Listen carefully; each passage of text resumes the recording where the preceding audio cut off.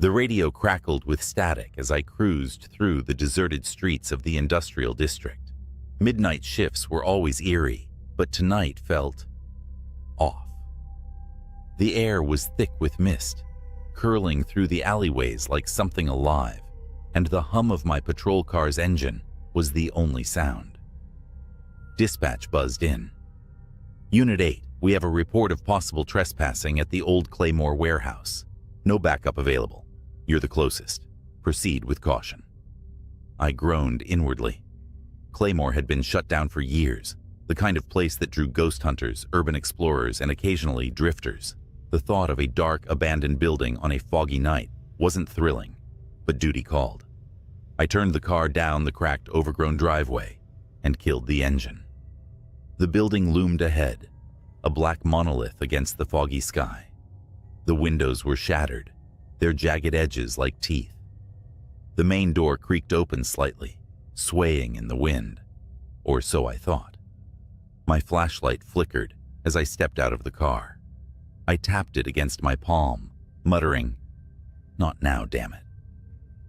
Inside, the air was damp and reeked of mildew.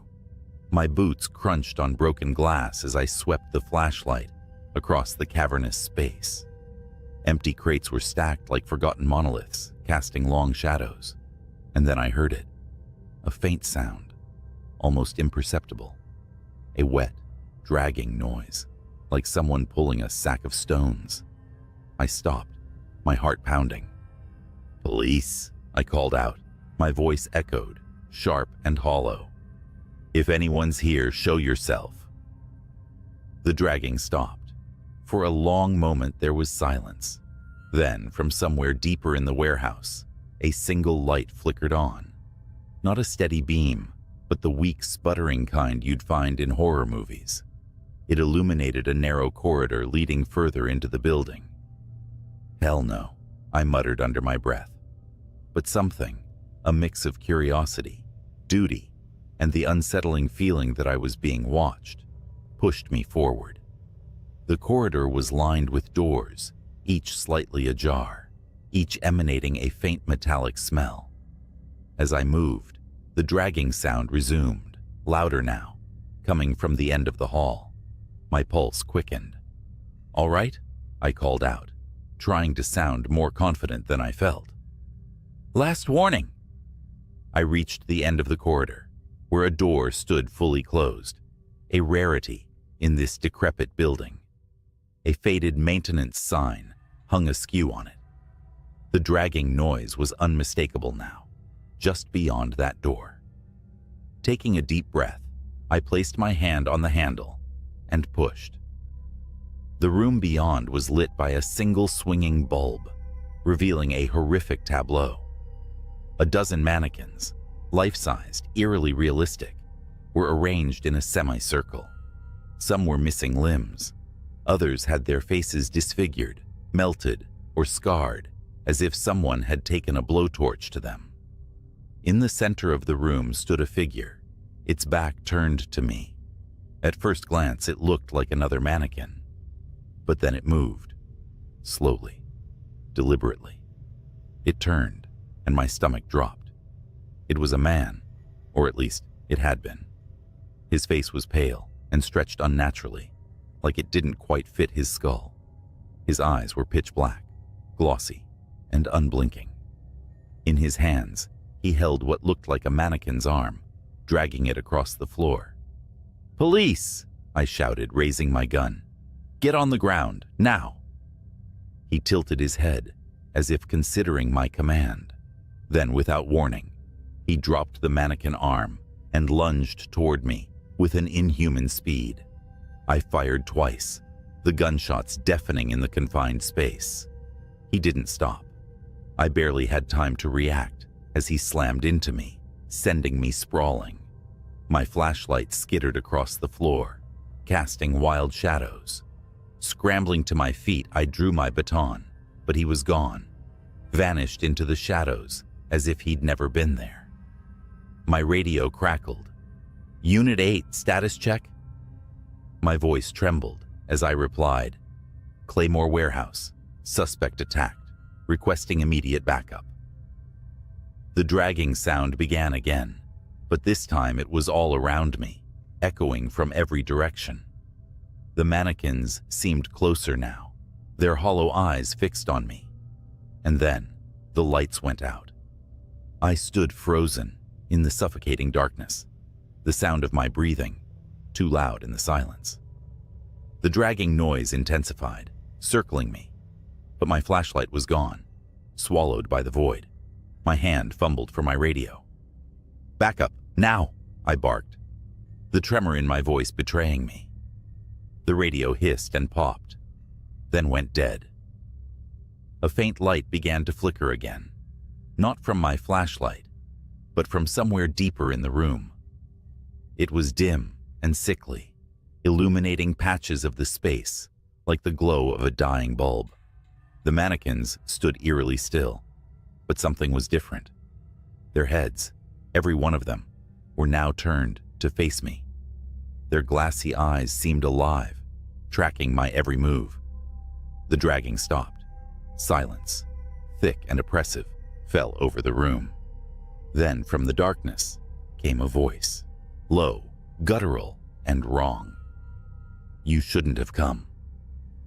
I spun, gripping my baton tightly, but saw nothing. "Show yourself," I yelled, my voice cracking. The voice chuckled, the sound bouncing off the walls. "You think you can leave?" A sudden sharp noise made me whip around. One of the mannequins had moved, or had it? Its arm was outstretched, pointing toward the far wall, where the faint light glowed. My instincts screamed at me to leave, but my legs betrayed me, inching toward the light. The glow revealed another door, slightly ajar. I hesitated, then pushed it open with the baton. The air inside was colder, biting against my face. The room was smaller, its walls covered in symbols I didn't recognize, spirals, eyes, and shapes that seemed to shift when I looked at them too long. In the center of the room was a large mirror, its surface clouded and rippling like water. My reflection was there, but wrong. My face distorted, my eyes sunken and blackened, like the figure I'd encountered. My reflection smiled, even as I stood paralyzed in horror. Behind me, in the mirror's reflection, the mannequins began to move. Slowly, jerking unnaturally, they advanced toward me, their mouths stretched into ghastly grins, teeth glinting where there shouldn't have been any. I spun around. They were closer now, forming a tight circle, their grins widening as their heads twitched unnaturally. I raised the baton uselessly as one lunged forward, and then the mirror shattered. The explosion of glass filled the air, shards raining down like a storm. A deafening roar followed, a rush of wind that sent the mannequins toppling. The sickly light flared and extinguished, plunging the room into absolute darkness. I don't remember running, but I found myself outside, gasping for breath, my patrol car in sight. The warehouse stood silent and foreboding behind me, its windows now dark. My hands shook as I fumbled with the keys, locking myself inside the car and calling dispatch. When backup arrived, I told them everything, or at least tried. They swept the building, finding only dust and decay. No mannequins, no symbols, no shattered mirror, just an empty, abandoned warehouse. They looked at me like I was crazy, and maybe I was. But as I drove away, I couldn't shake the feeling of being watched. In my rearview mirror, for the briefest moment, I saw them. Rows of mannequins lined up along the edge of the woods, their hollow eyes glinting in the moonlight. And behind them, the pale figure smiled. It was nearly midnight, and my hands were shaking as I tried to unlock the door to my small, dimly lit apartment. My job as a dispatcher for the local police department often kept me on edge, but tonight was worse. Earlier, an officer had called in a strange report, a 911 hang-up from a house that didn't officially exist. The house was listed as condemned over 30 years ago, long before I was born. Yet the caller had whispered for help so frantically that I could still hear their voice in my mind. Then the line cut out, and every attempt to trace the signal was met with static. I shrugged it off as exhaustion and opened the door to my apartment. The air inside was stale, and shadows played across the walls as I flicked on the light. Tossing my keys onto the counter, I froze. The TV was on. I hadn't left it on. I didn't even use it that often. Static crackled on the screen, cutting through the silence. I approached cautiously, heart pounding in my chest. As I reached for the remote, the screen blinked, and the static shifted into an image. A darkened room, flickering fluorescent light. And then I saw it. A figure standing in the corner, barely illuminated. Its back was hunched, its limbs too long for its body. The face, shrouded in shadows, seemed to tilt toward the camera. It didn't move, but felt alive, as though it was waiting. The screen blinked again. This time, there was a loud thud from my bedroom. I didn't want to move. Every instinct screamed at me to leave the apartment, but my legs carried me forward, step by reluctant step, down the hall. I pushed the door open. The room was empty, but the window, which I always locked before leaving, was wide open. Cold air rushed in, carrying with it the faintest sound of laughter. Or was it crying, echoing from the street below? I leaned out, peering into the darkness. Nothing. Just the usual quiet city street. That's when my phone buzzed in my pocket. The caller ID was blank. Hands trembling, I answered. Hello? Static. And then a voice. Don't turn around. The line went dead. I spun instinctively, even though every nerve in my body begged me not to. The hallway behind me stretched longer than it should have, the end disappearing into an unnatural darkness. The air grew colder, and for a moment, I swore I saw something move at the edge of the shadows. I didn't wait to find out. Grabbing my keys, I bolted for the door. As I passed the TV, the image changed. It now showed the front of my apartment building. The camera zoomed in on a figure standing beneath the lone street lamp. It was the same hunched figure from before, and it was looking up. I froze mid-step, staring at the screen. The figure wasn't moving, but its head tilted slightly upward, as though meeting my gaze through the camera lens. The image on the TV flickered, distorting momentarily before refocusing. Now the figure had taken a step closer to the building, closer to me. I didn't think. I ran out of the apartment, down the stairwell, and into the cold night air. The street outside was empty, eerily silent for a city that usually hummed with distant sirens and late-night activity. The lone street lamp buzzed faintly, its light flickering. The figure was gone, or so I thought. From the corner of my eye, I saw movement in the shadows across the street, a flash of pale, impossibly long limbs. My instincts screamed at me to get in my car, but my car keys were still sitting on the counter inside my apartment. Think, I muttered to myself, backing away from the shadows. My breaths came out in short, visible puffs, the temperature around me unnaturally cold. Then the static returned, not from the TV, but from my phone. I pulled it out, and the screen was glowing dimly. No caller ID, just a single message. Look up. I hesitated. My neck felt stiff, as though something heavy was pressing down on me. Slowly, against every survival instinct I had, I raised my eyes. There it was.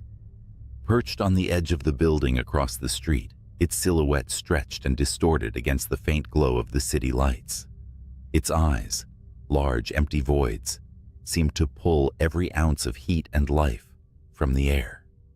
It didn't move, yet the very sight of it made my knees weak. I stumbled back, my heel catching on the curb. The creature's head twitched, then its limbs elongated unnaturally, gripping the edges of the building. In a sickening, fluid motion, it began crawling down the wall, towards me. "Nope, nope, nope," I whispered, spinning on my heel and bolting down the street. My legs burned as I pushed myself to run faster, my breath hitching with each frantic step. I didn't dare look back. The sound of scraping concrete filled my ears, echoing off the buildings around me. I spotted the neon glow of a late-night diner ahead. Light, people, safety. I crashed through the door, gasping for air, startling the few patrons seated at the counter. The cook behind the grill raised an eyebrow. "You okay, buddy?" I couldn't speak. Instead, I staggered to the nearest booth, my eyes darting to the glass windows. Outside, the street was still empty. No sign of the creature. I started to convince myself I'd imagined the whole thing. The stress of the night, the weird 911 call, my overactive imagination. That's all it was. I pulled out my phone to call the police, just in case. That's when I saw it. The reflection in the diner window. It was sitting in the booth behind me, its head tilted at an unnatural angle, the hollow voids of its eyes locked onto mine. Its elongated fingers rested on the table, tapping slowly, rhythmically, as if counting down. 1, tap, 2, tap, 3. The lights in the diner flickered. Then everything went black. I don't remember much after that. Just the sound of my own screams echoing in the darkness. When I woke up, it was morning. I was lying in the middle of the street, the neon sign of the diner buzzing faintly above me. The police said they found no one inside. No cook, no patrons, nothing. Just the faint smell of static and burnt wires. And on my phone, a single new video. I haven't dared to open it. It was 2:37 a.m. when my phone buzzed on the nightstand. The ringtone was barely audible over the sound of rain hammering the windows. Calls at this hour usually meant trouble. Reluctantly, I picked up, expecting a frantic family member or a drunk friend needing a ride. Instead, the voice on the other end was calm, but urgent. "This is Officer Williams with the city's precinct. Am I speaking with your name?" A jolt of anxiety shot through me. I had never been in trouble with the law, but my heart raced like I'd just committed a crime. "Yes, this is me. Is something wrong?" I asked, gripping the phone tighter. "We need you to come down to the station," he said. "It's about your property." My property? That made no sense. I hadn't lost anything, and as far as I knew, my apartment was secure. Before I could probe further, the line clicked dead. I debated for a moment but decided to go. Rain soaked through my hoodie as I sprinted to my car, the streets eerily empty under the sodium yellow glow of the streetlights. When I arrived at the station, I found Officer Williams waiting for me. He was a broad-shouldered man with tired eyes and a uniform that looked like it had seen too many late-night shifts. Without a word, he gestured for me to follow him. The hallways were stark and cold, the fluorescent lights casting everything in a sterile glow. He led me into a small interrogation room where a grainy black and white photo was placed on the table. The photo was of my apartment, specifically my living room window. "What am I looking at?" I asked, confused and slightly irritated. "This was taken by our surveillance unit 3 nights ago," he replied. "We had a tip about a person of interest in your neighborhood. Do you see anything unusual?" I leaned in closer. At first, it seemed like an ordinary shot of my apartment, but then I saw it. A faint reflection in the window, a face staring inside. My stomach churned. "That's impossible," I stammered. "I've lived there for years. I've never seen anyone like that." Williams slid another photo across the table. This one was taken from a different angle. The figure was clearer now, pale, gaunt, and distorted. like someone pressed their face against the glass for hours. "We've been monitoring your building," Williams said. "There's been a string of strange incidents. People in the neighborhood have reported hearing footsteps on their roofs, tapping on their windows." "But that doesn't explain why you called me," I interrupted, panic creeping into my voice. Williams hesitated, his expression grave. "The person in the photo isn't a suspect. They're the victim." I froze. "What?" "They were found dead in the alley behind your apartment last night. Cause of death is unknown, but..." He trailed off, then slid a file toward me. Against my better judgment, I opened it. Inside were autopsy photos. The victim's face was the same one from the photo, but their features were warped, unnaturally elongated, as if something had stretched their skull. Deep claw marks ran down their neck and chest. I felt like I was going to be sick. "There's more," Williams said. "We reviewed the footage. That figure? They were at your window for 7 hours straight." I pushed back from the table, shaking my head. "This has to be some kind of joke." "I wish it were," he said, his voice low. "After the figure left your window, they didn't walk away. They crawled, backwards, all the way to the alley." The room seemed to close in around me. My thoughts raced. Had I heard anything? Seen anything? I couldn't remember. All I could picture was that distorted face staring through my window. Williams leaned closer. "We need you to check your apartment.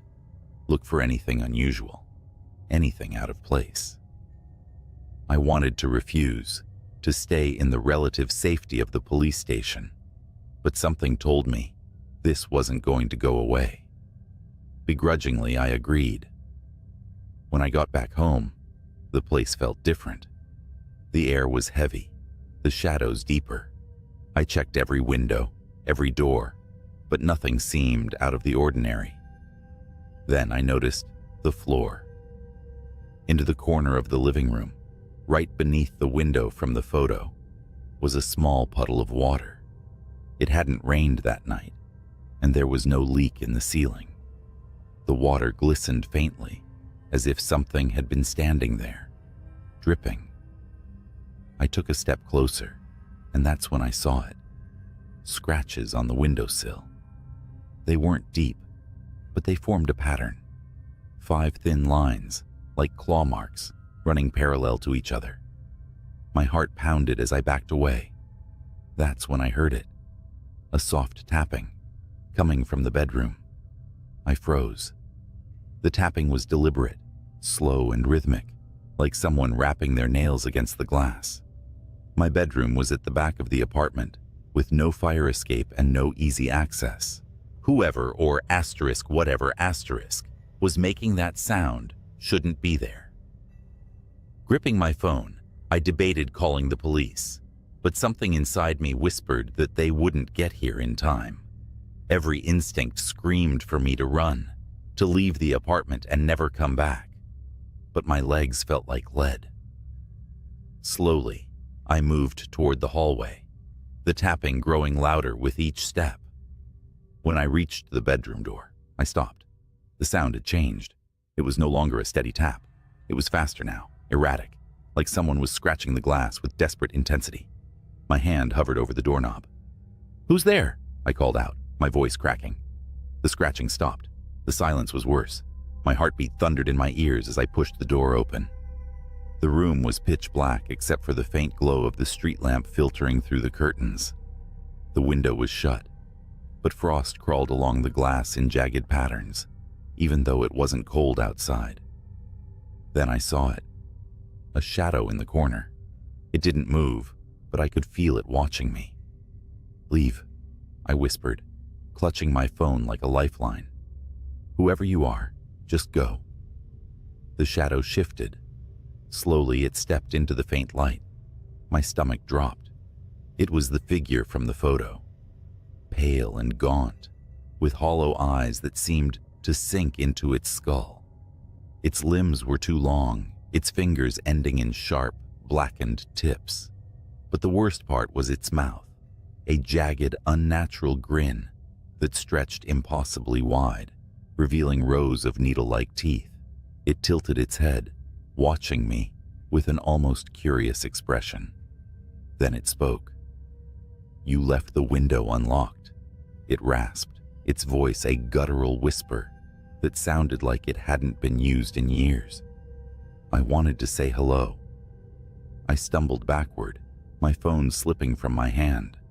The thing lunged forward, its movements jerky and insect-like. I scrambled out of the room, slamming the door shut and locking it. My breaths came in short, panicked gasps as I grabbed a chair and wedged it under the doorknob. The scratching started again, louder this time, more frantic. I bolted for the front door, fumbling with the lock, when the sound stopped. The sudden silence sent a chill down my spine. I turned, half expecting the thing to be standing right behind me, but the hallway was empty. And then I heard it. Soft, deliberate footsteps, coming from the ceiling. I looked up just in time to see the drywall crack and buckle. The creature's face emerged from the shadows, peering down at me through a hole it had clawed open. Its grin widened. "No one escapes," it hissed. Adrenaline kicked in, and I flung the door open, sprinting into the rain-soaked night. I didn't stop until I reached my car, fumbling with the keys and locking myself inside. My hands trembled as I started the engine, the headlights illuminating the empty street. Empty, except for a figure standing in the middle of the road. It was the creature. It didn't run or lunge. It just stood there, staring, its head tilted as if it were memorizing me. I hit the gas, swerving around it and speeding into the night. I didn't stop driving until I reached the police station. Officer Williams was waiting for me, his face pale and grim. Before I could explain, he held up a hand. "I know," he said, his voice barely above a whisper. "You're not the first." He handed me a file. Inside were more photos, more windows, more reflections, more faces twisted in terror. One photo was circled in red, dated just 2 nights ago. It showed a man's apartment window, and staring out from inside the glass was the same pale, grinning figure. The address was mine. "Whatever it is," Williams said, "it marks you, and once it does, it doesn't stop." I wanted to argue, to scream that it wasn't fair, but deep down I already knew he was right. Even as I sat in that bright, bustling police station, I felt it, watching, waiting, and I knew this was only the beginning. It started with a buzzing fluorescent light overhead, one of those that flicker in just the wrong rhythm to dig under your skin. I was midway through another night shift at the 24-hour gas station, just off Route 17. You know the kind, reeking of old coffee, shelves lined with stale chips, and the perpetual hum of the ice cream freezer. That night, a fog rolled in thicker than I'd ever seen, swallowing up the world outside. The highway was nothing but black asphalt disappearing into a wall of gray. I hated working these shifts alone, but we'd just lost our only other night clerk. Guess it was my turn to hold down the fort until corporate hired someone new. It wasn't long before the first weird thing happened. Around 1:30 a.m., I heard it. A faint tapping, like fingernails drumming against glass. It came from the front window. At first, I thought it was just some bug drawn to the neon open sign, but the sound was deliberate, methodical. Tap, tap, tap. I glanced up from the register, squinting through the fog-drenched pane. For a second, I thought I saw a shadow move. "Hello?" My voice cracked, embarrassing me even in my solitude. No answer. Steeling myself, I stepped out from behind the counter and moved closer to the glass. My breath fogged up the pane as I leaned in, searching for movement. Then, from the corner of my eye, I saw it. A hand. Pale, long fingers, almost skeletal, reached up and pressed against the outside of the glass. My heart leapt into my throat. I stumbled back, knocking over a rack of potato chips. The hand was gone. I fumbled for the phone, but of course, the damn landline had been out for days. Cell service out here? Forget it. Swallowing the lump in my throat, I convinced myself it was a prank. Some drunk weirdo messing around. But deep down, I knew better. I sat back behind the counter, trying to focus on restocking cigarettes and lottery tickets. For a while, it was quiet again, save for the buzz of that stupid light. Then the power flickered, plunging the store into a brief, suffocating darkness. When the light snapped back on, something wasn't right. One of the aisles, the one with the cheap candy, had been knocked over. Candy bars scattered across the floor. No way had that been like that before. I grabbed the flashlight we kept under the counter and stepped into the aisle. My palms were slick with sweat. "Is someone here?" I called out. My voice echoed against the empty shelves. No answer. Then, the freezer door slammed shut behind me. I whipped around, flashlight trembling in my hand. The freezer doors gleamed under the flickering light, their surfaces coated with condensation. Slowly, I moved toward them, each step feeling heavier than the last. The air seemed colder than it should have been, like the chill from the freezers had leaked into the entire store. My breath puffed out in short, nervous clouds. And then I saw it. One of the glass doors had fogged over, and written in the condensation, in long, jagged letters, were the words, "Look behind you." I froze. Every hair on my body stood on end. My throat felt tight, like something invisible was wrapping around it. I didn't want to turn. Every cell in my body screamed, "Don't turn around." But I did. The flashlight beam swept over the empty aisles, shaking as I scanned for anything out of place. There was nothing, just shelves of junk food and energy drinks. The fogged-up window near the entrance. The door I swore I had locked earlier, now standing slightly ajar. A tendril of fog, curling in like a lazy, creeping snake. And then, movement. At the edge of the beam, something darted between the shelves. Not walking, crawling. I backed up toward the counter, flashlight shaking. "Who's there?" I shouted, my voice cracking. It appeared then, just for a second, peeking out from the corner of the pet food aisle. A face. But it wasn't a face. No eyes, no mouth, just smooth, pale skin stretched unnaturally tight over bone. The thing leaned out farther, its head cocking to one side like it was studying me. Then it scuttled out of sight, faster than anything human should move. I didn't think, I just ran. I sprinted toward the front door, slamming into the glass, fumbling with the lock. My fingers felt clumsy, the cold making them numb. Behind me, I heard it again, the tapping. But this time, it was everywhere. From the freezer doors, the windows, even the ceiling. Tap, tap, tap. The door finally gave way, and I stumbled out into the fog. The cold air hit me like a slap, but I didn't stop running. The gas pumps were barely visible through the haze, their lights dim and flickering. That's when I heard the voice. "Where are you going?" It came from all directions, deep and rasping, like someone trying to talk through a throat full of gravel. I turned, flashlight beam slicing through the fog, and saw them. Dozens of them. Figures, crawling on all fours, their faceless heads tilted unnaturally. Their pale bodies seemed to shimmer, half solid, like they were caught between this world and another. They were closing in, surrounding me. I did the only thing I could think of. I ran for my car. The keys were in my pocket, but my hands were shaking so badly, it felt like it took an eternity to pull them out. The flashlight slipped from my grip and rolled away, its beam casting eerie shadows as it spun. I finally got the door open and threw myself inside, slamming it shut.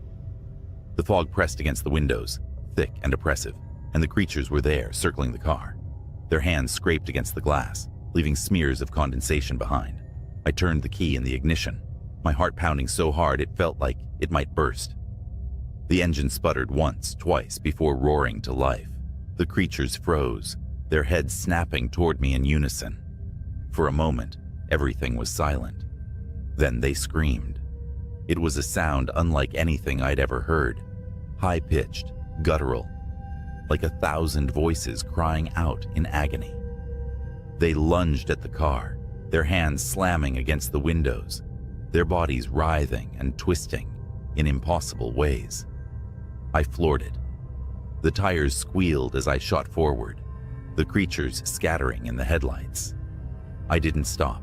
I didn't look back. I drove through the fog, the empty highway stretching out before me like a lifeline. Eventually, the fog lifted. The gas station disappeared in my rearview mirror, swallowed by the darkness. I quit the next day. I still don't know what I saw that night. I don't want to know. But sometimes, when I'm alone at night, I swear I hear it. The tapping. And I can't help but wonder if they ever really let me go. The diner where I worked night shifts wasn't anything special. Just a run-of-the-mill greasy spoon sitting off a desolate highway in the middle of nowhere. Most nights were uneventful, serving truckers, wiping counters, and flipping through an ancient magazine to pass the hours. But that night was different. It started when the clock on the wall chimed midnight, a ritual so mundane that I usually didn't notice it. This time, though, the sound stretched on longer than it should have, like the chime was being dragged, distorted, pulled apart. The fluorescent lights above me buzzed and flickered, sending the room into brief bursts of darkness. I glanced toward the door, half hoping to see a customer walk in and break the eerie silence. Instead, the night outside seemed thicker than usual, the parking lot lights barely piercing the foggy darkness. Then the bell above the door jingled. No one had walked in. That's when I noticed the booth at the far end of the diner. It was occupied. I hadn't heard anyone come in. The man sitting there had his back to me. He wore a black jacket, the kind with a hood, though it was down. His dark hair was greasy and matted, and he sat perfectly still, staring out the window into the nothingness beyond. "Can I help you?" I asked, trying to keep my voice steady. He didn't turn around. Great. Another weirdo. I grabbed the coffee pot and walked over, the sound of my sneakers sticking to the linoleum, filling the oppressive silence. "Coffee?" He turned his head slightly, just enough for me to catch a glimpse of his face. His skin was pale, almost sickly, and his eyes were glassy, unblinking. "Do you ever wonder," he said, his voice low and gravelly, "what's watching when you're alone?" I froze, coffee pot trembling in my hand. What?" His lips curled into a grin, not a friendly one. Before I could respond, the lights in the diner flickered again. The man's grin widened, and when the lights steadied, the booth was empty. My stomach dropped. The coffee pot slipped from my fingers, shattering on the floor. And then, I heard it. A faint tapping, rhythmic and deliberate, coming from the kitchen. I stood frozen, staring at the shards of glass and the growing puddle of coffee at my feet. The tapping continued, echoing from the kitchen in the back. Each sound felt deliberate, as if whatever was making it wanted me to know it was there. My mind raced through rational explanations. Maybe it was a raccoon that got in through the back door. Maybe it was just the pipes. Maybe I was imagining things. But none of those thoughts made my legs stop trembling. "Hello?" I called out, my voice barely above a whisper. No response. The diner was dead silent now, save for the faint hum of the refrigerator and that god-awful tapping. I knew I had to check. As much as I wanted to grab my keys and bolt for my car, my feet betrayed me. I stepped cautiously toward the kitchen, every squeak of my sneakers against the linoleum, sounding like a gunshot in the stillness. The door to the kitchen was ajar, swinging slightly as if it had just been pushed open. The fluorescent light above it flickered erratically. "Anyone there?" I asked, louder this time. The tapping stopped. My breath hitched, and I clenched my fists to keep them from shaking. I stepped through the door and scanned the room. Everything was where it should be. The counters, the griddle, the industrial sink, nothing out of place. Until I saw the freezer door. It was cracked open. I knew I'd closed it. I was sure of it. The freezer was old, and it didn't stay cool unless it was properly latched. I edged closer, feeling the cold air snake out and brush against my skin. The tapping resumed, louder now, and it was definitely coming from inside the freezer. I reached out, my hand trembling as I grabbed the handle. Slowly, I pulled it open. The smell hit me first, metallic, rancid, and suffocating. Inside, the shelves were empty, save for a single object on the middle rack. It was a jar. The glass was smeared with something dark and viscous, and inside a mass of something pulsed faintly, as though alive. My stomach churned, but before I could back away, I heard a voice. "I told you," it whispered, low and guttural. I spun around, and there he was, the man from the booth, now standing in the doorway of the kitchen. His head tilted unnaturally to the side, and his grin was stretched wider than before, exposing teeth that were jagged and wrong. "You ever wonder what's watching?"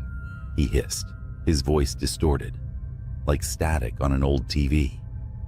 I stumbled back, my foot slipping on the slick freezer floor. The jar fell from the shelf, shattering on the ground. The thing inside spilled out, a writhing, fleshy mass that began to grow.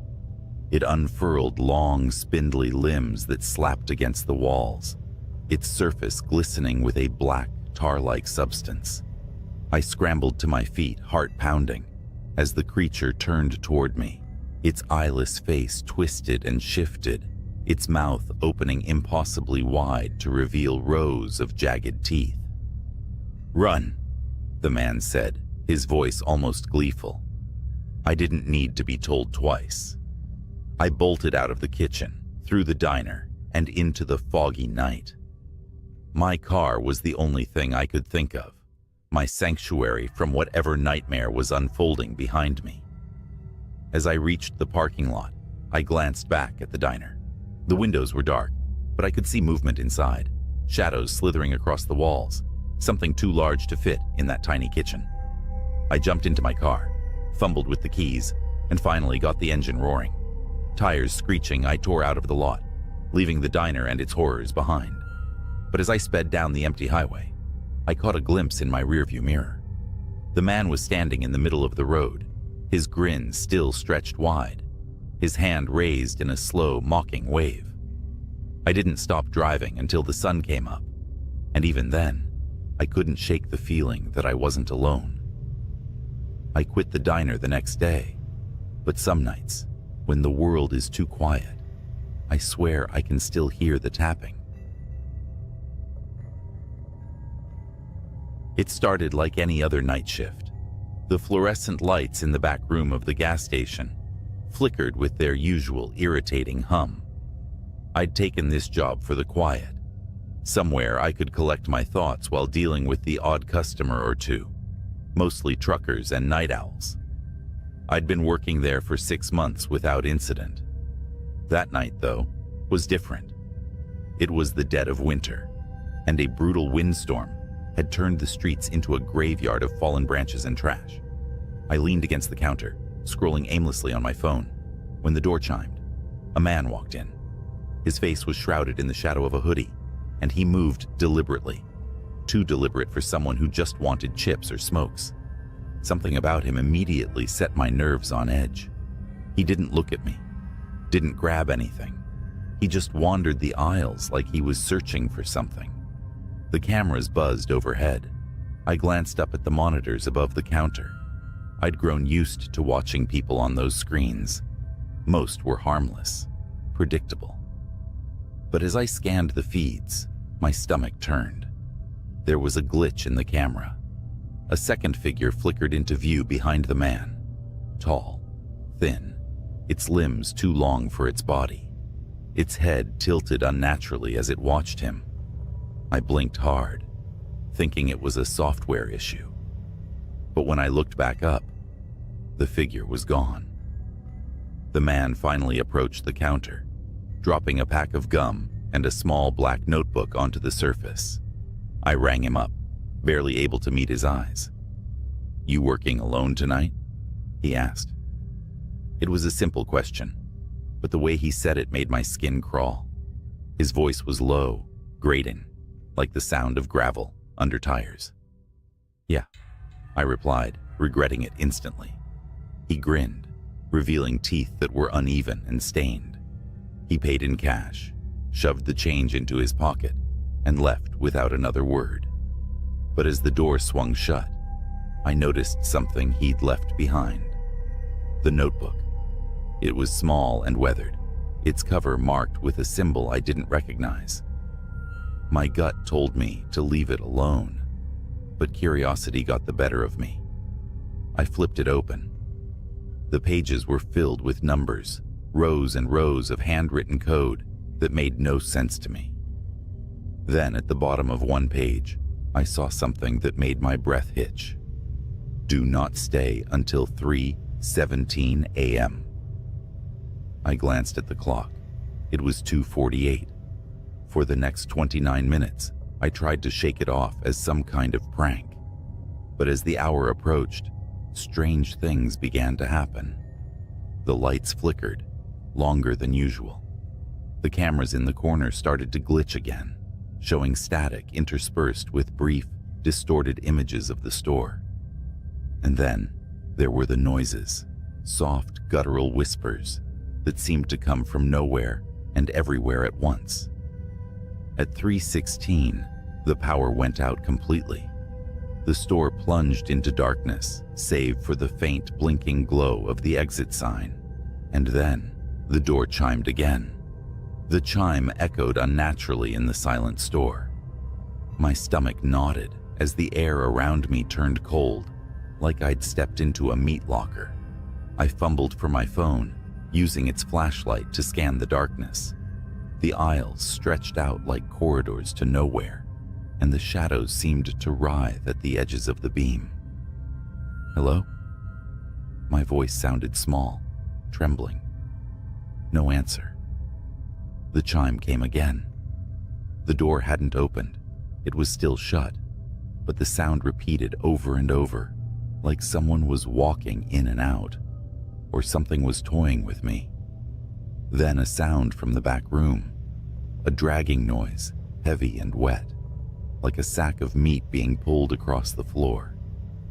My body froze, my breathing shallow.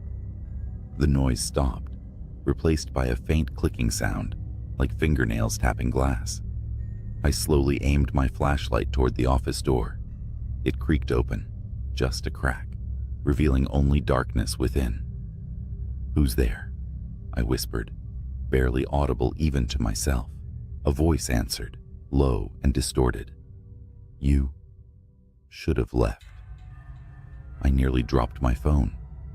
The voice came from everywhere, above me, behind me, inside me. I took a step back, my heel catching the edge of the counter. That's when I saw it on the cameras.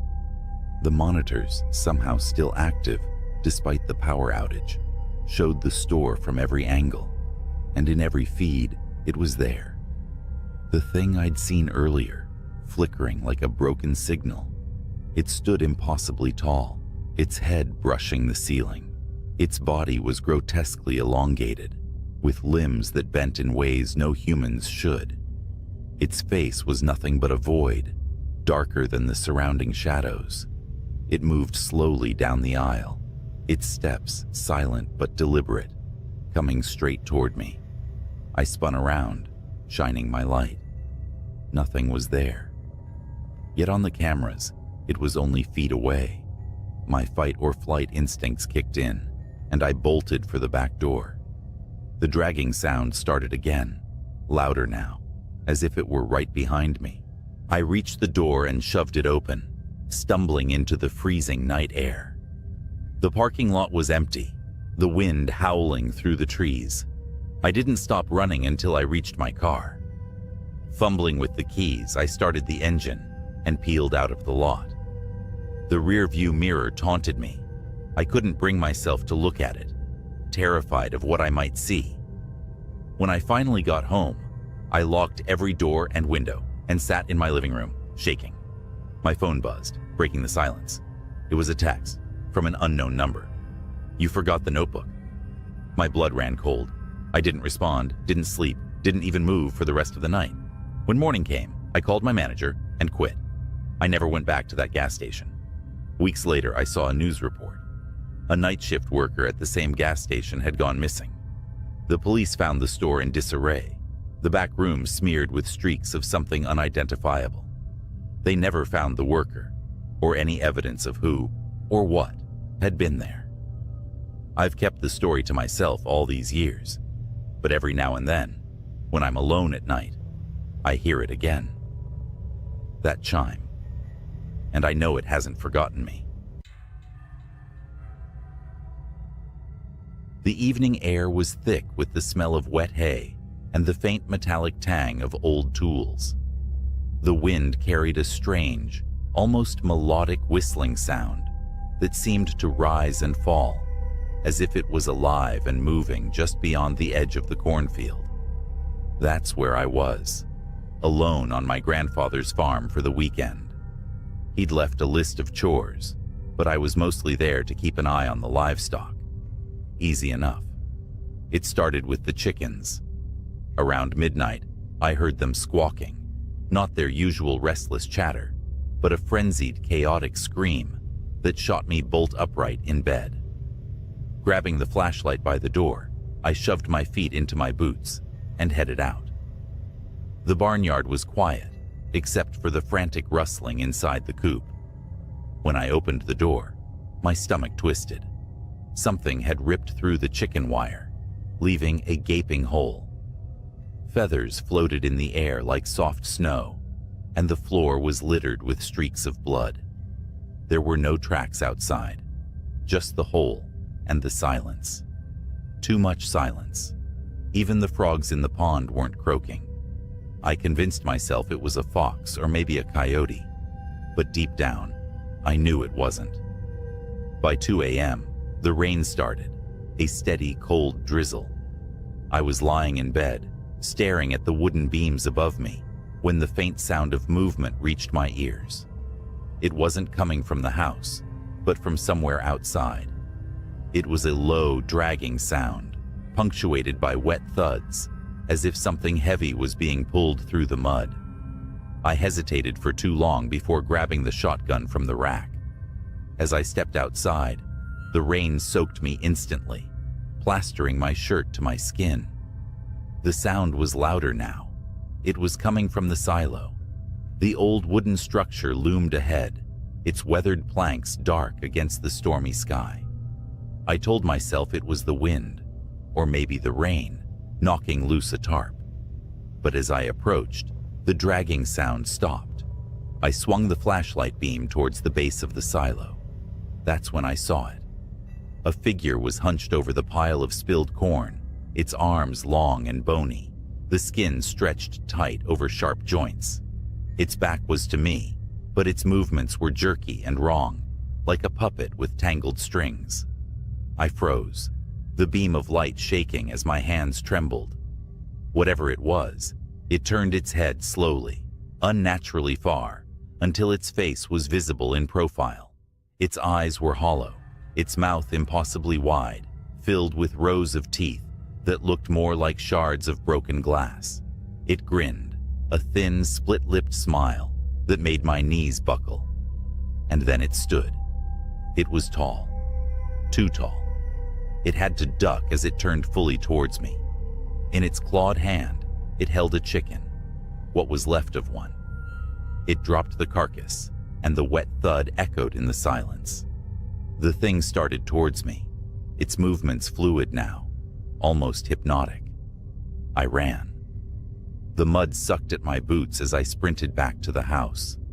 I didn't dare look back, not even when I heard the wet slapping of its footsteps gaining on me. By the time I reached the door, I was screaming. I slammed it shut, bolting the lock and shoving the kitchen table against it for good measure. The footsteps stopped just outside. The porch creaked as it stepped up, and I could hear it sniffing, the sound wet and guttural. Then, nothing. I stayed up the rest of the night, the shotgun cradled in my arms, the flashlight trained on the door. It didn't return. Not that night. But the farm wasn't the same after that. Strange things kept happening. The cows refused to graze near the silo, and I found deep clawed marks gouged into the barn doors. And every night, without fail, that melodic whistling would drift through the air, growing louder as it approached the house. I left that farm the next morning, my chores undone. I never told my grandfather what happened. I didn't have to. When he called me weeks later, his voice was shaking. He said something was out there, something that didn't belong. He never saw it, but he heard the whistling. He sold the farm not long after that. Last I heard, the new owners abandoned it after their son disappeared. They said he was playing near the silo. I know better. I wish I could say that was the end of it, that I left the farm and the horrors stayed there, tied to the land like a bad dream. But things like that don't let go so easily. They follow you. They linger. A few months after I left, I moved to the city, hoping the crowded streets and constant hum of life would drown out the memories. It worked for a while. I even started sleeping better, the image of that grinning, hollow-eyed thing fading with time. Then, one night, I heard it again. I was walking home late, my breath fogging in the chilly air.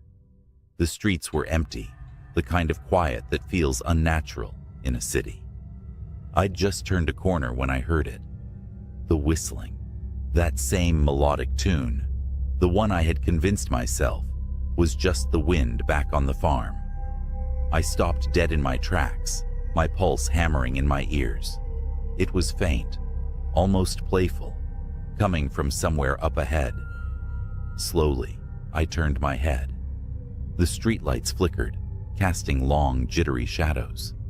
For a moment, I saw nothing, just empty sidewalks and parked cars. Then, it stepped into the light. It was the same as before, tall, gangly, its skin stretched taut over bones that seemed to shift and crack as it moved. Its eyes locked on mine, black and endless, and it smiled that impossible smile. But now, it was wearing something. A tattered flannel shirt and overalls, smeared with mud and blood, as if mocking the life I'd tried to leave behind. It tilted its head, studying me like a predator sizing up its prey. And then, it began to move. Not running, not lunging, but walking, slow and deliberate, each step a taunt. I did the only thing I could. I ran. The streets blurred as I sprinted, my lungs burning with each gasp of icy air. The whistling followed, growing louder, closer, no matter how fast I ran. I turned corner after corner, desperately searching for someone, anyone. But the city seemed empty, like the world had folded in on itself, leaving me alone with that thing. Finally, I spotted an old church, its heavy oak doors slightly ajar. I dove inside, slamming the door shut and sliding the iron bolt into place. The silence was deafening. For a moment, I thought I'd escaped. Then the whistling started again, just outside the door. It circled the building, the sound rising and falling as it moved, always just out of sight. I backed away, clutching a heavy candlestick I'd grabbed from the altar.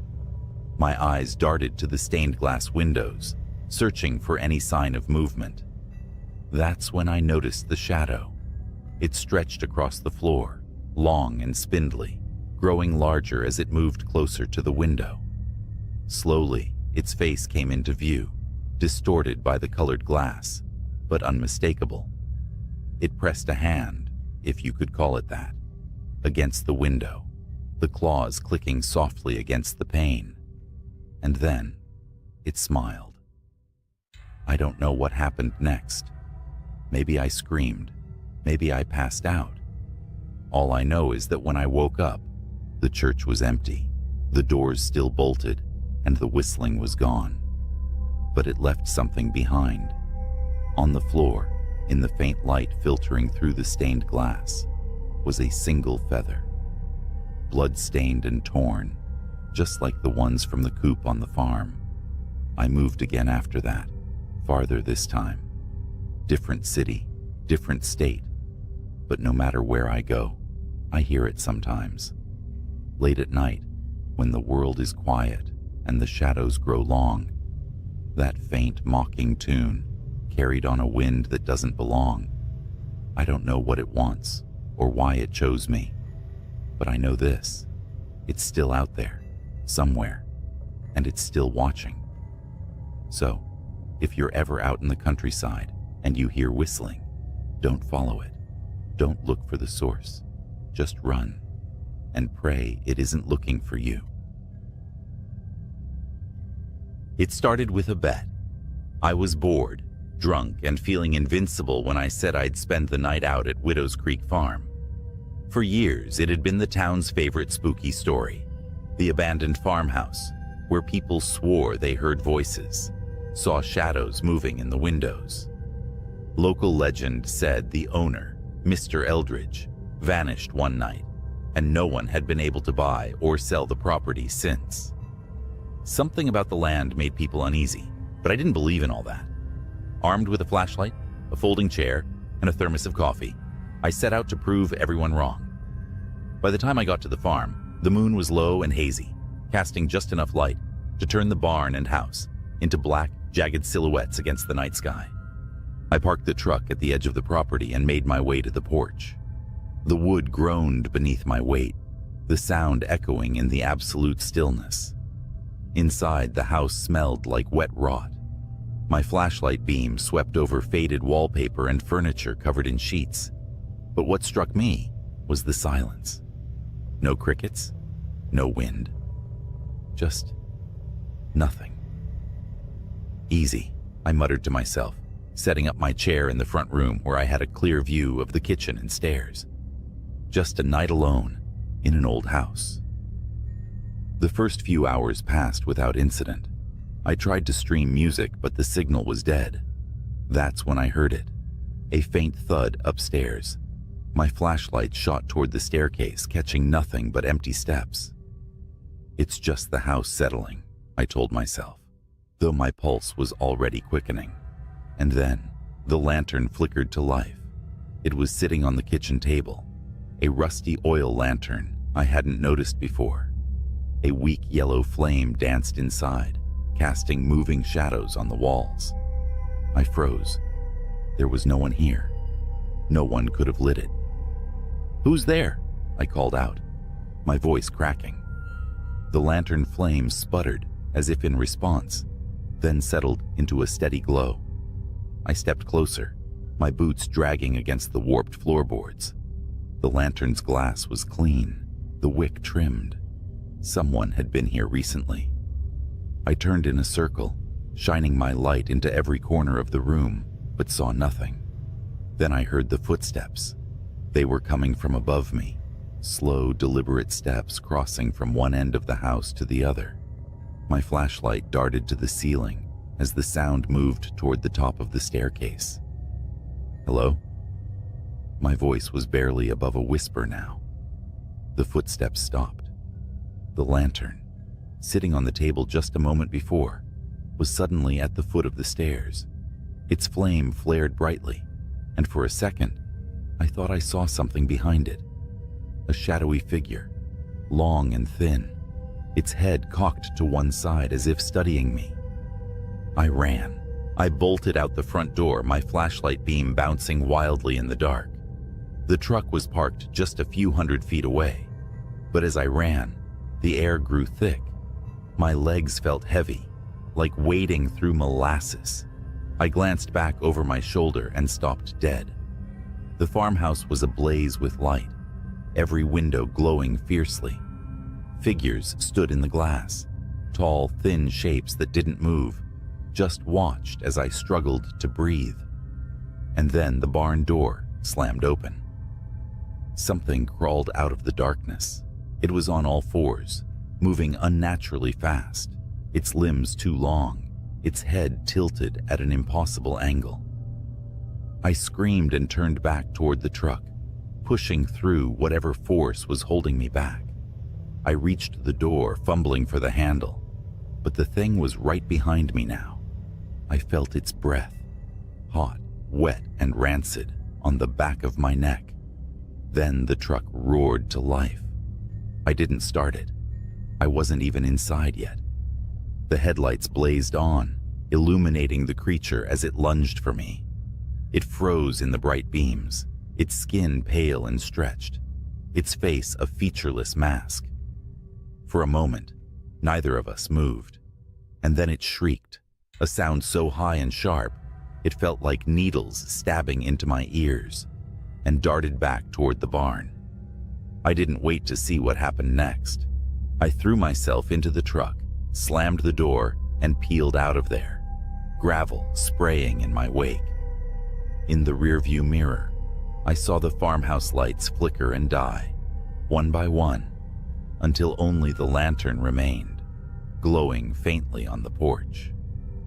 I didn't stop driving until I was miles away, back in the safety of town. I told my friends I'd lost the bet, made up some story about the place being too creepy to stay the whole night. I didn't mention the lantern, the footsteps, or the thing in the barn. I should have forgotten about it. Moved on. But last night, I woke up to find a faint yellow glow in my bedroom. The lantern was on my dresser. I didn't sleep that night. How could I?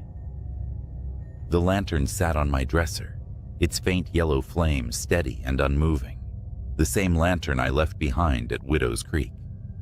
I wanted to believe it was a nightmare, that I was still out there on the farm, and all of this was a fever dream, brought on by fear and exhaustion.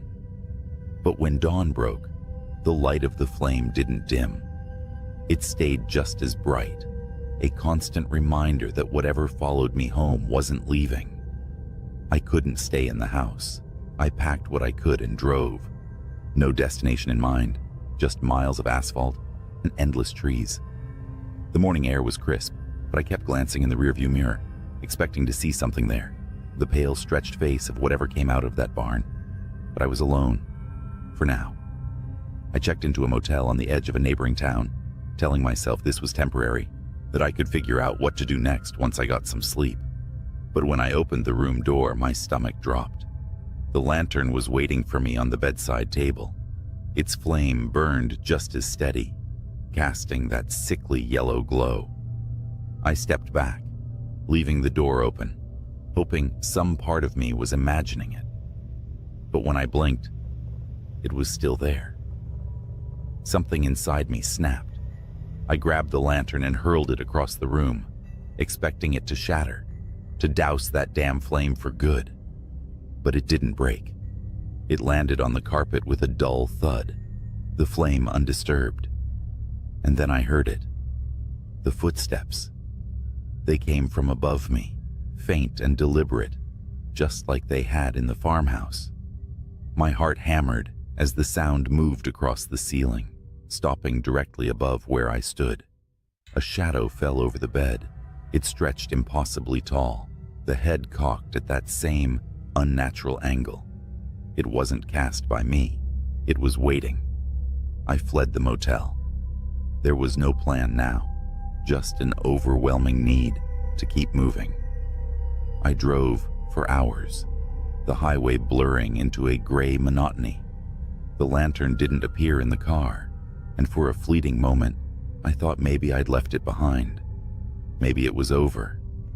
Then the radio crackled to life. At first it was static, but slowly I started to hear a voice, a low, garbled whisper, almost like it was trying to speak, but couldn't quite form words. I turned the radio off, but the whispering didn't stop. It was coming from the air vents now, from the faint hum of the engine. Widow? Waiting? My grip tightened on the wheel, knuckles white as bone. The voice was clearer now, repeating those same words over and over. Widow, waiting, widow, waiting. It was nearly sunset when the truck broke down. The engine sputtered and died, leaving me stranded on a stretch of empty road. I sat there for a long time, gripping the steering wheel like it was the only thing tethering me to reality. When I finally got out, the landscape around me was unfamiliar. Flat fields stretched out on either side of the road, broken only by the silhouette of a barn in the distance. My blood ran cold. It was Widow's Creek. The truck wouldn't start. My phone had no signal. I was trapped, and I knew I wasn't alone. The lantern was on the hood of the truck now, its light flickering weakly in the dusk. The footsteps started again. They were closer this time, moving with purpose, circling the truck. I couldn't see anything, but I felt it. A presence, heavy and oppressive, like the air itself was pressing down on me. My flashlight barely cut through the growing darkness, but I swept it in frantic arcs, trying to find the source of the sound. That's when I saw them. Figures emerging from the fields, their movements slow and jerky. They were tall and thin, their bodies stretched unnaturally, their faces blank slates of pale skin. Dozens of them all converging on the truck. I grabbed the lantern off the hood without thinking, clutching it like it might somehow protect me. The figures stopped, their heads tilting in unison toward the light. The flame flared brighter, and for a moment, they hesitated. "Leave!" I screamed, holding the lantern high. The figures shrank back, their forms dissolving into the shadows. But the moment didn't last. The flame sputtered, growing dimmer, and they began to move again. Faster this time, closing the distance with unnatural speed. I don't remember how I made it back to the farmhouse, only that I did. The lantern led me, its glow flickering through the dark, guiding me past the barn and into the house. The door slammed shut behind me, and I locked it, though I knew it wouldn't keep them out. The figures were at the windows now, their faces pressed against the glass. The lantern sat on the table where I'd first found it, its flame burning weakly. And then it spoke. "Burn it," the voice whispered, faint and hollow. "End it." I didn't hesitate. I grabbed the lantern and smashed it against the floor. The oil spilled out, catching fire immediately. The flames spread fast, consuming the room, the walls, everything. The figures at the windows screamed, their cries high and inhuman, and then they were gone. I ran. The farmhouse burned behind me, a towering inferno that lit up the night.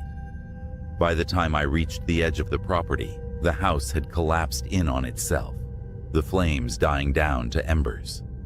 I don't know what I unleashed that night, or if I stopped it. The lantern was gone, but its light still haunts me. Sometimes when the nights are quiet and the air is still, I catch a faint yellow glow out of the corner of my eye, and I wonder if it's waiting for me to come back. The night started like any other, quiet, uneventful, with a slight chill in the air as the moon hung high over the sprawling farmland.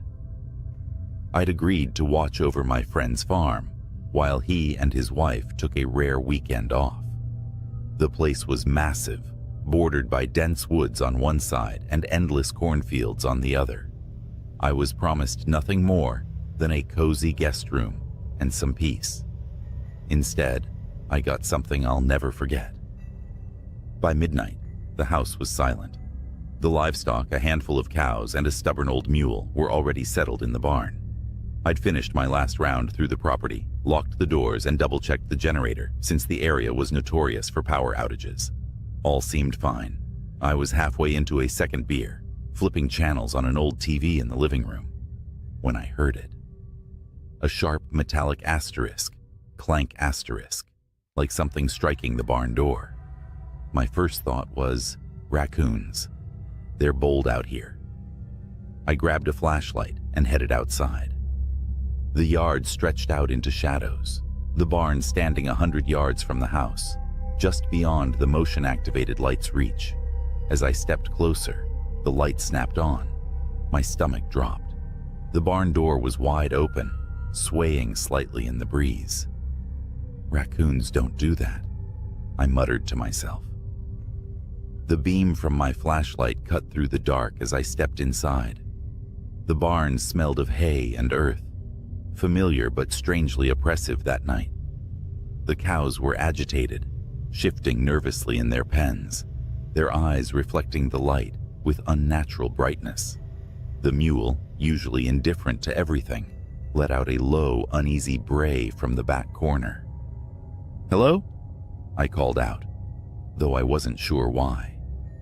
Maybe I hoped whoever, or whatever, was there would just leave if they heard me. No response. Just the sound of animals shifting and the faint creak of the barn's wooden beams. Then I saw them. Footprints in the dirt floor. Bare, human-like prints. But they were wrong. The toes were too long, almost clawed, and the stride was unnatural, too far apart, like whoever made them was crawling or bounding rather than walking. I followed the tracks to the far corner of the barn, where the mule stood trembling, its ears pinned back. Beyond it was the old ladder that led up to the hayloft. The prints stopped there, but the mule's reaction told me whatever it was hadn't just disappeared. I didn't want to go up there. Every instinct screamed to leave, to lock the barn, and pretend I hadn't seen anything. But I couldn't shake the feeling that if I ignored it, whatever was lurking up there wouldn't stay contained. I climbed the ladder slowly, the wooden rungs creaking under my weight. My flashlight swept across the hayloft. It was empty at first glance, just piles of straw and old tools gathering dust. Then I noticed something odd. In the far corner, where the moonlight filtered through the slats, the hay was matted down, like something had been lying there, and next to it, scratch marks, long, deep grooves in the wood, as if made by claws. That's when I heard it, a faint clicking sound, coming from above me. I froze, my breath catching in my throat. The barn had no second story, just the roof beams overhead.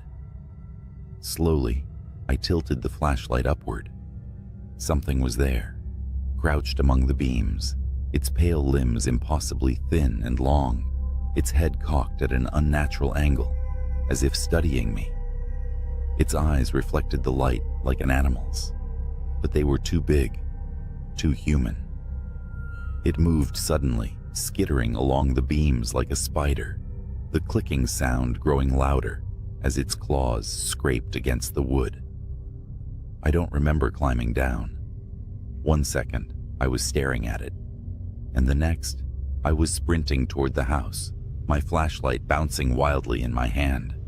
I slammed the door behind me and locked it, my heart pounding so hard, it hurt.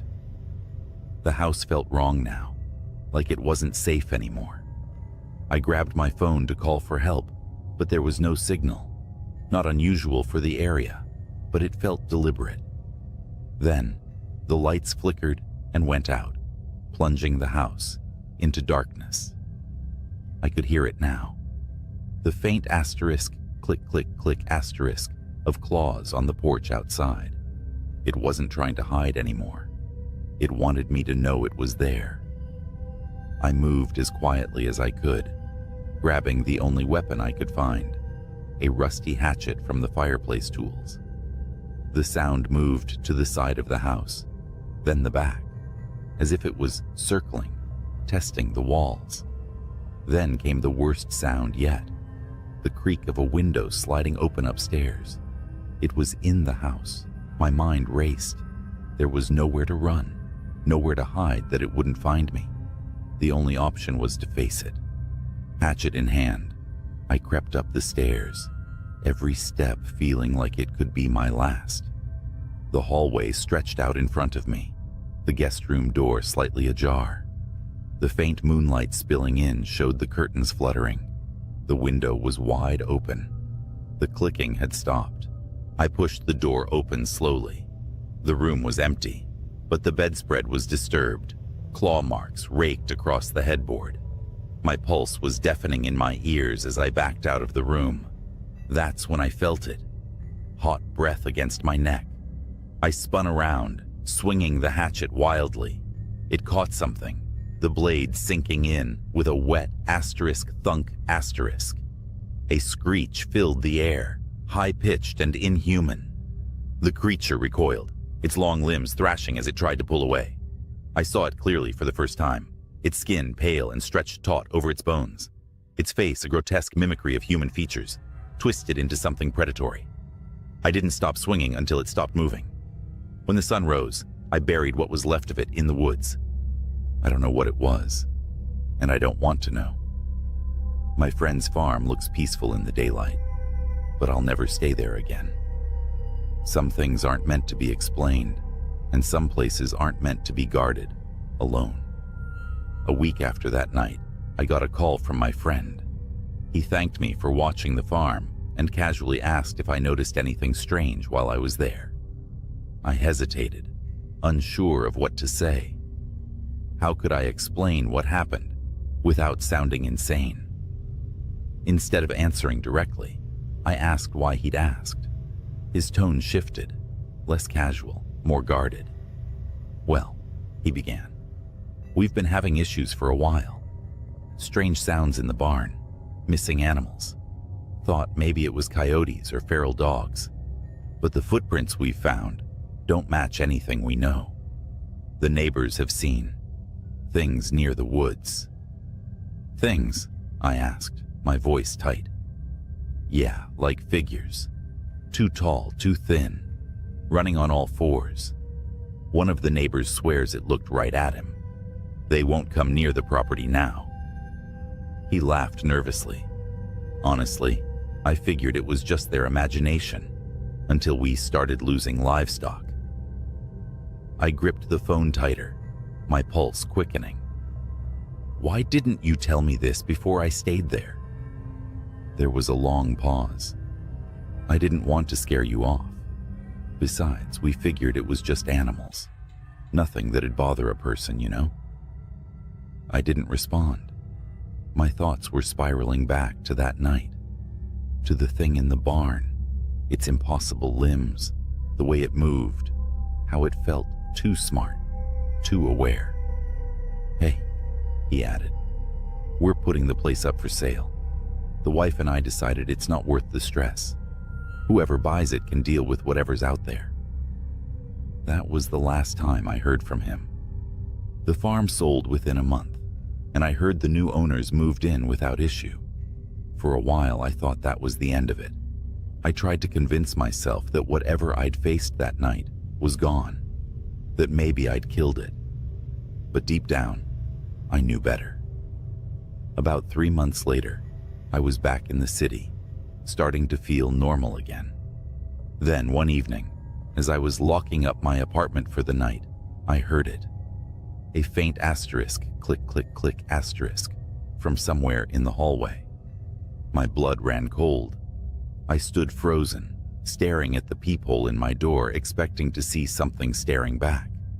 But when I finally worked up the courage to look, the hallway was empty. The sound stopped. But now, every night when it's quiet, I listen for it. Sometimes I think I hear it, just at the edge of perception. A soft, rhythmic asterisk, click, click, click asterisk, like claws on wood, like it's waiting for me. And I know one thing for sure, whatever it is, it doesn't stay on the farm. You'd think that driving an 18-wheeler through endless highways at night would make you immune to fear. I mean, I've seen it all. Road rage, accidents, even a guy walking naked on Route 66 like he was auditioning for a horror flick. But what happened last month? That wasn't the usual trucker nightmare. That was something else. Something wrong. I'm hauling cargo across Nebraska, about 2 a.m. The road is a strip of black slicing through miles of flat nothingness. It's quiet except for the steady hum of the rig's engine, the kind of quiet that lets your thoughts wander to dark places. Then, my CB radio crackled to life. "Breaker 19, you out there?" The voice was low, shaky. I hesitated. Usually it's other truckers chatting about routes, weather, or just swapping jokes to kill the boredom. But something in his voice had me grabbing the mic. "Yeah, this is Long Haul. What's up?" Static hissed for a moment before his reply came through. I think I'm being followed." "Followed?" I asked, gripping the wheel tighter. My eyes scanned the rearview mirrors out of reflex, even though I knew the highway behind me was empty. "You sure about that? Ain't nobody out here but us." The radio crackled again, and his voice came through more frantic this time. "It's not a car. I don't know what it is. It's been tailing me since mile marker 240. Every time I look back, it's closer." "Closer? What are you seeing, man?" I asked, feeling a bead of sweat roll down my temple. Nebraska highways don't exactly have streetlights, and whatever he was dealing with was probably some stray animal or a trick of the dark. He didn't answer right away. Instead, there was a long pause, filled only with static, before he finally whispered, "Eyes." "Eyes?"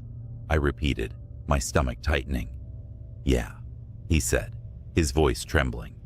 "Like headlights, but wrong. Too low to the ground, and they flicker, like they're blinking.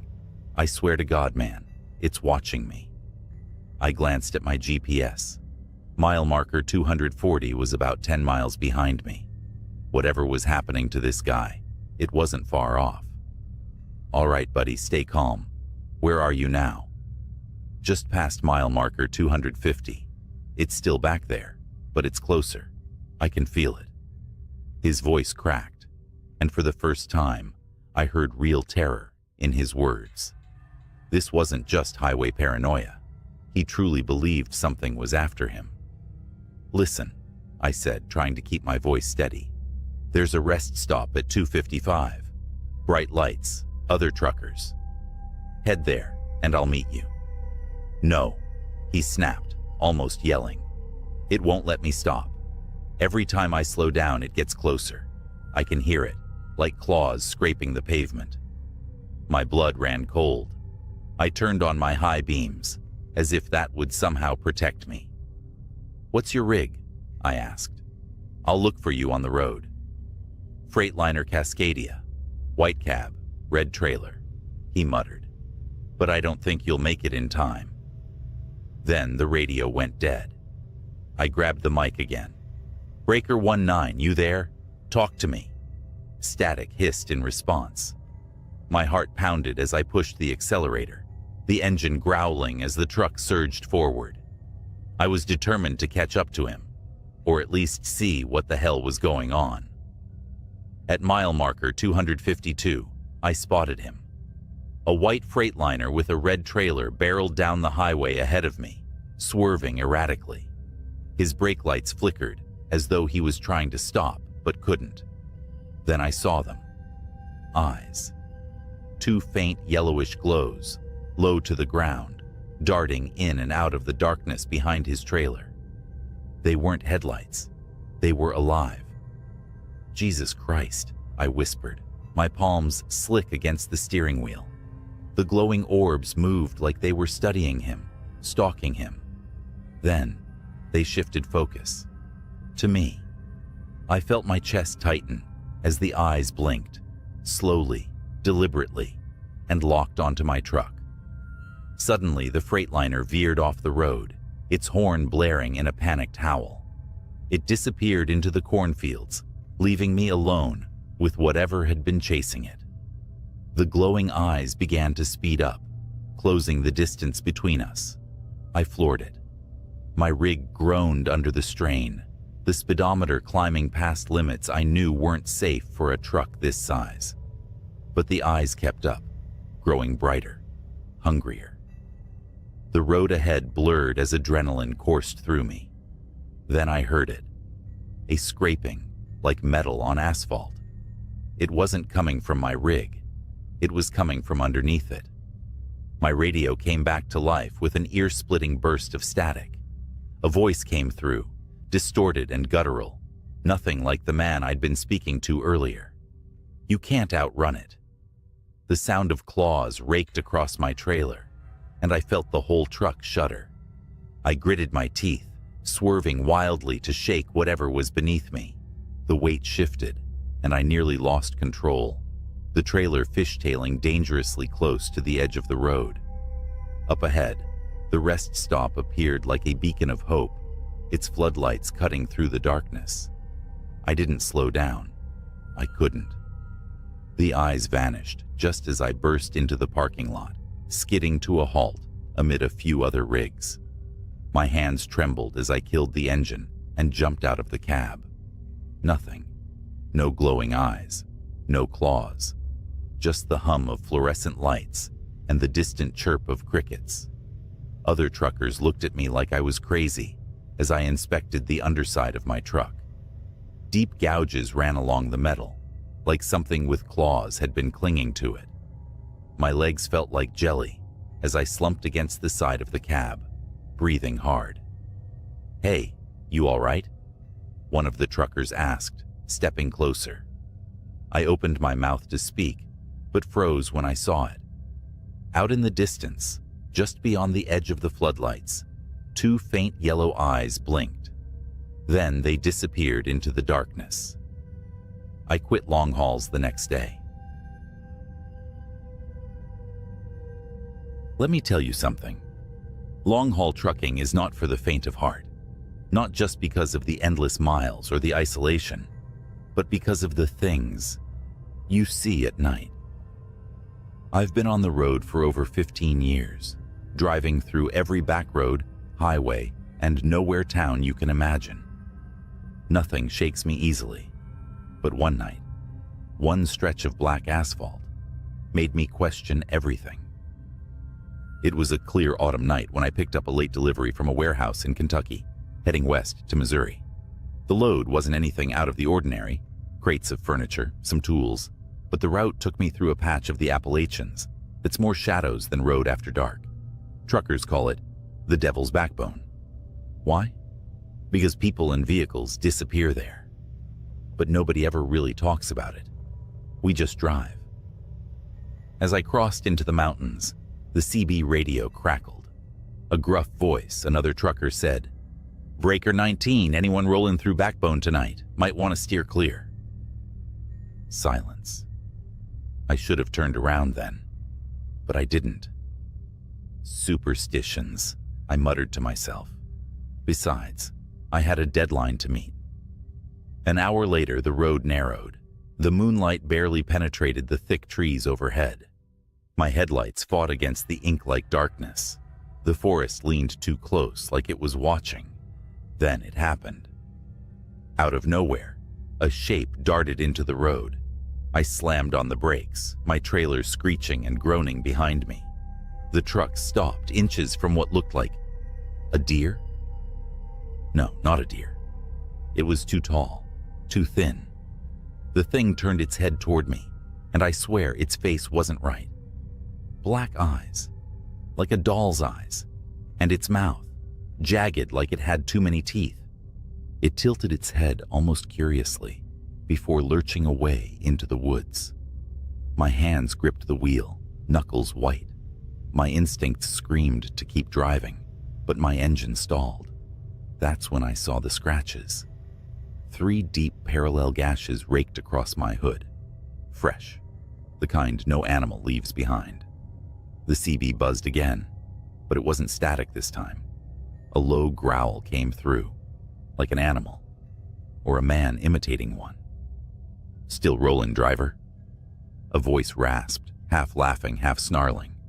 I was about to radio back, demand who it was, but the air in the cab grew cold. Breath fogged in front of me, though my heater was blasting full, and the forest, so loud with crickets and wind minutes before, had gone dead silent. Then came the footsteps. Heavy, slow, something big, something deliberate. I refused to look out the window, but in my mirror, I saw the outline of something. Something tall, too tall. It stood just beyond the reach of my brake lights, watching. A gut instinct I'd never felt before screamed at me to stay in the cab. The truck finally roared back to life. I floored it, the trailer swaying as I tore through the twists and turns. The further I got, the more the feeling of being hunted lessened. But it wasn't over. 30 miles later, I pulled into a rest stop, one of those desolate lots with a vending machine and a flickering light.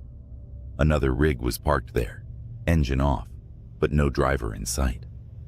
I stepped out, my boots crunching gravel, and checked my hood. Those gashes, they weren't just scratches anymore.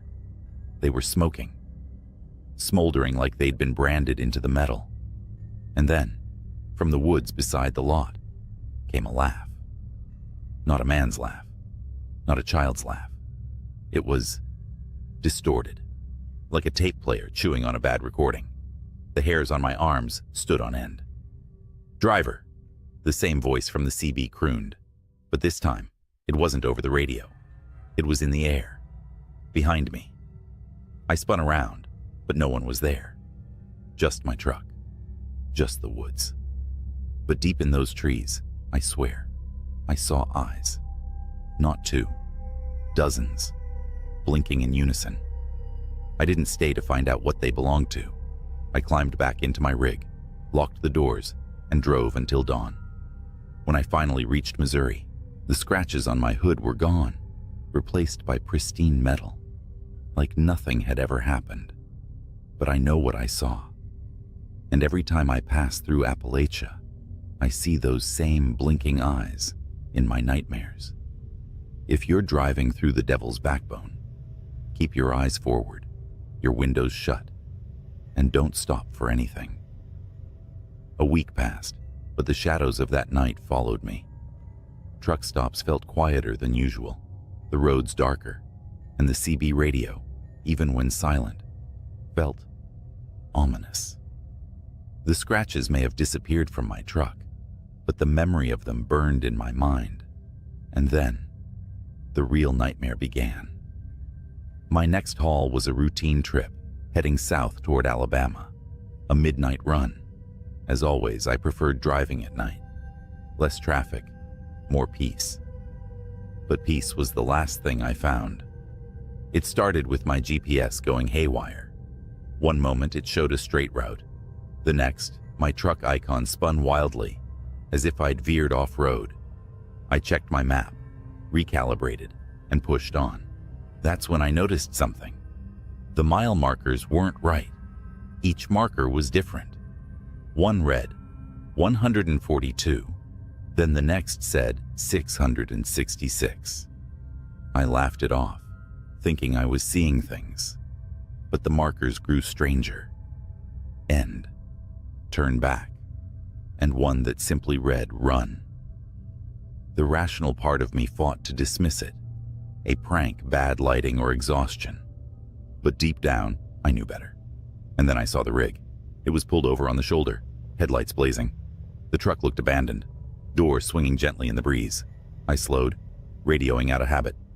Breaker 19, you need a hand, driver? Static. The closer I got, the more I noticed something wasn't right. The rig's cab was empty, but the trailer doors hung open, swaying like something or someone had forced them apart. What stopped me cold was the graffiti scrawled across the trailer in thick black letters. Nothing leaves. I slammed the accelerator. My rig roared forward, the abandoned truck disappearing in my mirror. About 10 minutes later, my CB crackled. You left something behind, driver. A voice whispered, raspy and wet, like someone speaking underwater. Who is this? I snapped, my voice shaking. Silence. Then another sound, a scraping, like nails on metal. My stomach dropped as I realized it wasn't coming from the CB. It was coming from the trailer. Whatever it was, it had hitched a ride.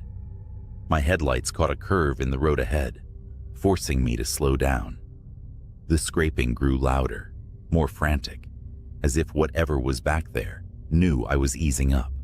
I gripped the wheel, heart pounding, until I couldn't take it anymore.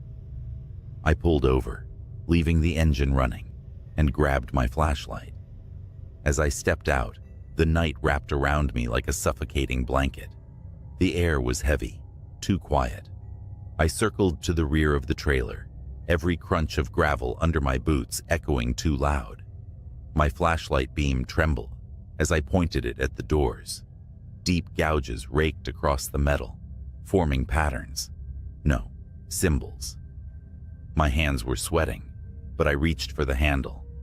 The moment I unlatched it, the doors flew open, and someone lunged at me. I stumbled back, falling hard on the asphalt. It was a man, or what used to be one. His skin was gray and stretched taut, his eyes sunken, but blazing with a sickly yellow light. His mouth twisted into an inhuman grin as he crawled toward me on all fours, faster than any human should. I scrambled back, yelling, "Stay the hell away!" But he didn't stop. His movements were jerky, like a puppet on strings, and his grin widened impossibly as he reached out. That's when I heard it. The sound of tires screeching, a horn blaring, and then the crunch of impact.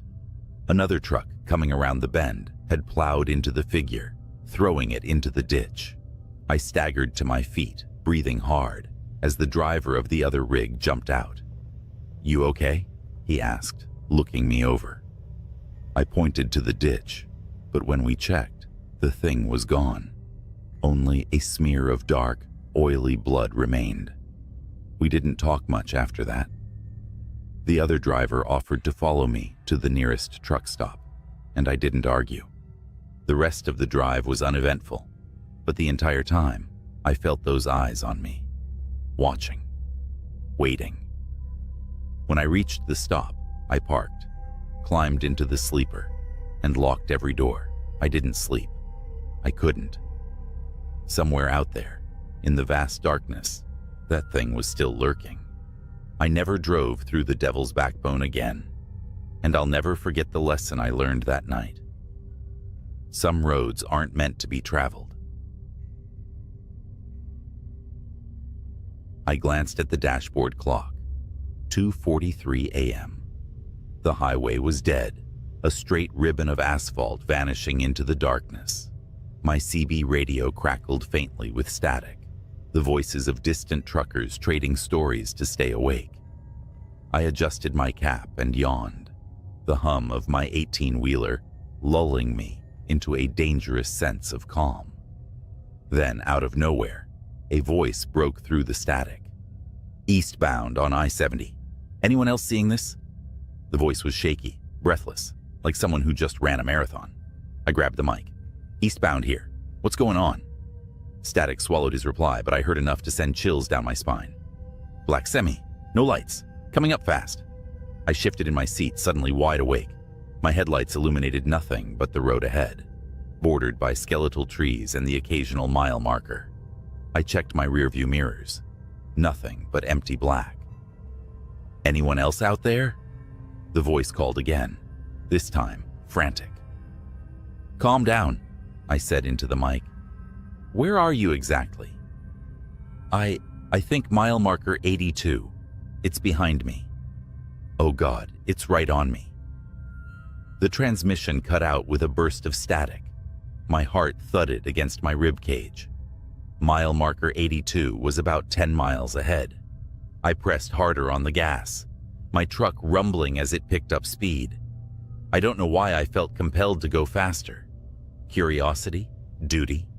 Or maybe some primal part of me was already screaming, "You should turn back." 10 minutes later, I reached marker 82. The asphalt gleamed under my headlights, but the road ahead was empty. I slowed down, gripping the wheel tighter. My CB buzzed again, but it was faint this time, almost garbled. "Don't stop." The message made my skin crawl. I rolled my window down slightly, letting in the cold air. That's when I noticed something.